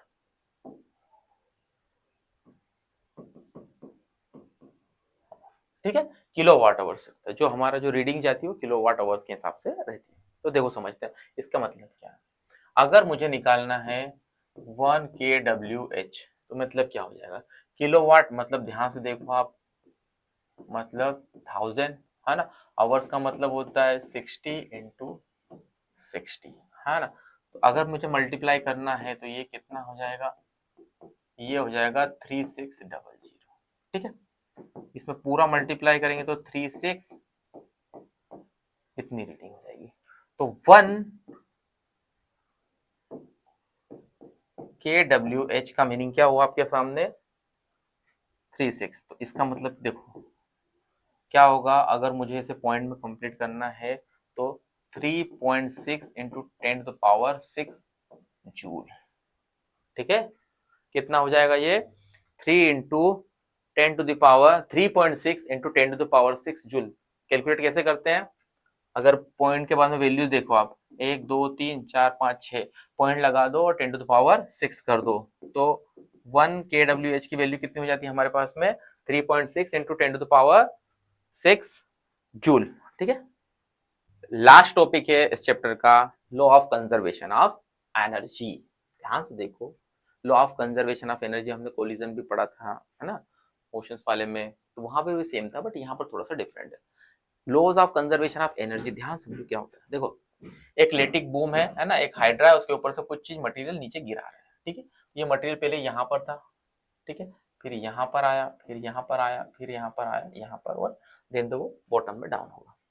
तो यहाँ पर इसकी काइनेटिक मतलब पोटेंशियल एनर्जी क्या होगी, क्योंकि इसकी पोटेंशियल एनर्जी बहुत ज्यादा होगी, गिरने से पहले उसकी पोटेंशियल एनर्जी बहुत ज्यादा होगी, और काइनेटिक एनर्जी कितनी होगी यहाँ पर, जीरो होगी।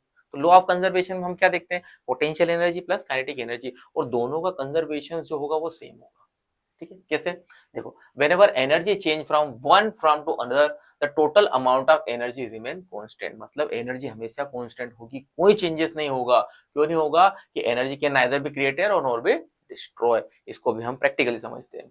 आगे क्या दे रखा, during the conservation of energy from one from to other some energy में भी वेस्टेड, मतलब जो भी अदर वेस्टेड होगी, जैसे कि हमारे पास में इलेक्ट्रिसिटी आ रही, तो जो हीट है वो तो वेस्टेड ही है ना, वेस्ट हो रही ना, हीट का तो कोई काम ही नहीं है हमारे पास में, बल्ब जल रहे वो दीप छत पे लगे हैं वो तो हीट दे रहे, वो तो अलग ही बात हो गई। तो यहाँ पर देखो समझो, यहाँ पर टॉप पर इसकी पोटेंशियल एनर्जी हाईएस्ट होगी, बट काइनेटिक एनर्जी जीरो होगी। ठीक है, गिरने से पहले इसकी पोटेंशियल एनर्जी जीरो हो जाएगी, है ना, और गिरने पर काइनेटिक एनर्जी इसकी क्या होगी, ज्यादा होगी, मतलब बीच में इनका क्या होगा, जो क्लेशिंग है वो सेम चलेगा। ठीक है, कैसे चलेगा, देखो देखो, ये हम एक एग्जांपल ले लेते हैं, है ना, एशियन में दे रखा है ये वाला, एक बॉल है, उसको हम टॉप से गिरा रहे हैं, ठीक है, अब बॉल के टॉप पे potential energy of a ball और kinetic energy of a ball की हम बात कर रहे हैं। तो ध्यान से देखो आप, अगर बोल की हम बात करते हैं तो पोटेंशियल एनर्जी उसके टॉप पर कितनी होगी, मान लो 20 जूल है, तो काइनेटिक एनर्जी कितनी होगी, 0। ठीक है, अब इसी का सेम नीचे देखो आप कितना होगा, इसकी पोटेंशियल एनर्जी कितनी होगी, काइनेटिक एनर्जी कितनी होगी 20, पोटेंशियल एनर्जी कितनी हो जाएगी 0, just before hitting the ground, मतलब हिटिंग होने से पहले। तो देखो इन दोनों का जो सम होगा वो बराबर आना चाहिए, सीधी सी बात है, 20 + 0 20, है ना। अब जैसे हम बॉल को, जैसे सपोज ये बॉल को यहां से गिराना शुरू किया तो इसकी पोटेंशियल एनर्जी थोड़ी कम होगी, पहले 20 थी तो अब कितनी हो जाएगी, 15 हो जाएगी। अब 15 हो गई तो जो बची 5 कहां जाएगी, वो काइनेटिक के पास चली जाएगी, तो काइनेटिक कितनी हो जाएगी 5, देखो 15 + 5 ये 20 हो गया। फिर यहां पर आया तो पोटेंशियल एनर्जी और डाउन हुई, मतलब 10 हो गई, तो 10 किसके पास चली जाएगी, और काइनेटिक के पास, ये 20 हो गई।